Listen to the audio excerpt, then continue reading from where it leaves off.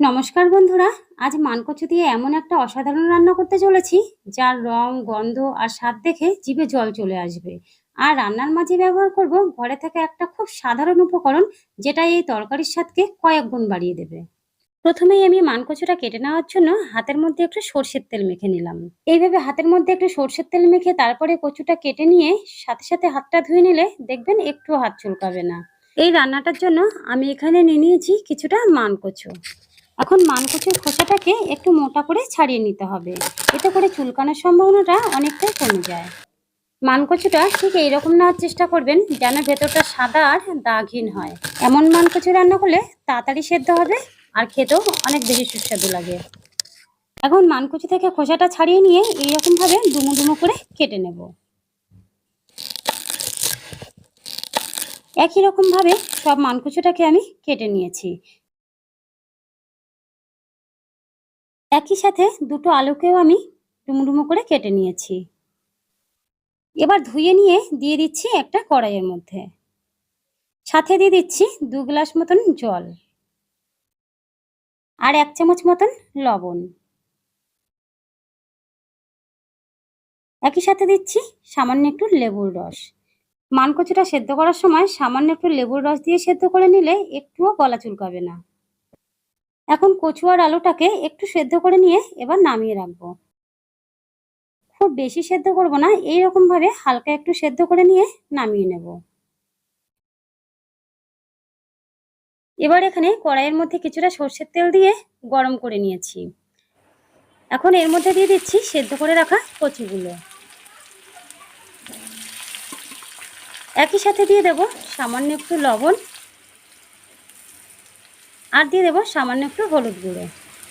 এবার লবণ আর হলুদ গুঁড়োটা দিয়ে কচুটাকে একটু ভেজে নেব। কচুটাকে আমি খুব বেশি সেদ্ধ করিনি, এরকম হালকা সেদ্ধ করে নামিয়ে নিয়েছি, তার কারণ কচুটা বেশি সেদ্ধ হয়ে গেলে এখন ভাজার সময় কড়াইয়ের মধ্যে লেগে আসতো, তাই একটু কম সেদ্ধ করে নিতে হবে। আর এখন কচুগুলো ঠিক এরকমভাবে ভাজা হয়ে গেলে এবার নামিয়ে রাখলাম। একই সাথে কড়াইয়ের মধ্যে দিয়ে দিলাম আবার একটু সর্ষের তেল। এবার দিয়ে দিচ্ছি সেদ্ধ করে রাখা আলুগুলো। এখন এই তেলের মধ্যে আলুটাকেও একটু সময় ভেজে নিতে হবে। আলুটাও ঠিক এরকমভাবে ভাজা হয়ে গেলে এবার তুলে রাখবো। এখন কড়াইয়ের মধ্যে যে বাকি তেলটা রয়েছে এর মধ্যে দিয়ে দিলাম একটা তেজপাতা আর একটা শুকনো লঙ্কা।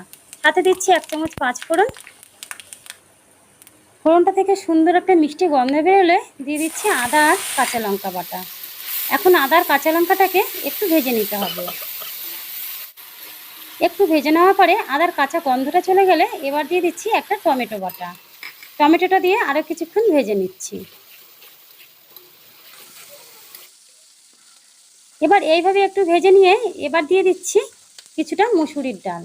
আমি এখানে হাফ কাপ পরিমাণ মুসুরির ডালকে আগে থেকে ধুয়ে রেখেছিলাম। এখন এই ডালটাকে সব কিছুর সাথে এইভাবে একটু মিশিয়ে নিতে হবে।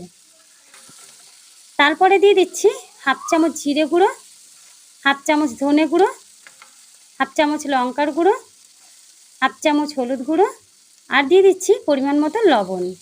আর সাথে দিয়ে দিচ্ছি সামান্য একটু জল। যেহেতু শুকনো মশলা দিয়েছি তাই সামান্য একটু জল দিলাম। এবার সব কিছুকে খুব ভালো করে গ্যাসের আঁচটা মিডিয়ামে রেখে এইভাবে আস্তে আস্তে কষিয়ে নিতে হবে। ঠিক এরকমভাবে ভাজা ভাজা করে মশলাটা কষিয়ে নেওয়ার পরে এখন দিয়ে দিচ্ছি আগে থেকেই ভেজে রাখা আলু আর কচু। এখন আলু আর কচুটা দিয়ে আরও কিছুক্ষণ এইভাবে কষিয়ে নিচ্ছি। তারপরে দিয়ে দিচ্ছি জল। আমি এখানে ৩ কাপ পরিমাণ জল দিচ্ছি। যেহেতু কচুটা এখন খুব ভালো করে সেদ্ধ করে নিতে হবে, তার জন্য একটু বেশি জল দিলাম। জলটা দেওয়ার পরে এইভাবে মিশিয়ে নিয়ে এখন ঢাকা দিয়ে কিছুক্ষণ রান্না করব। কিছুক্ষণ ঢাকা দিয়ে রান্না করার পরে এখন দেখুন আলু আর কচু খুব ভালো করে সেদ্ধ হয়ে গেছে আর রান্নাটা দেখতেও কতটা লোভনীয় লাগছে। এবার দিয়ে দেবো সামান্য একটু চিনি। যেহেতু নিরামিষ রান্না আর সামান্য একটু চিনি দিলে রান্নার স্বাদটা বেশি ভালো হয়। আর দিয়ে দিচ্ছি হাফ চামচ গরম মশলা। বন্ধুরা, মানকচু তো অনেক রকমভাবেই রান্না করে খেয়েছেন, তবে একবার এই পদ্ধতিতে রান্না করে দেখুন, সত্যিই বলছি অসাধারণ স্বাদ হবে খেতে। এখন সবার শেষে দিয়ে দিচ্ছি কুচি করে রাখা ধনেপাতা। এখন ধনেপাতাটা দেওয়ার পরে এইভাবে একবার মিশিয়ে নিয়ে তারপরে নামিয়ে নেব। আর এখন বুঝতেই পারছেন যে রান্নাটা কতটা লোভনীয় হয়েছে আর খেতে কতটা সুস্বাদু হবে। তো বন্ধুরা, ভিডিওটি যদি ভালো লেগে থাকে প্লিজ একটি লাইক, কমেন্ট, শেয়ার করবেন। আবারও চলে আসবো নতুন কোনো রেসিপি নিয়ে। ধন্যবাদ।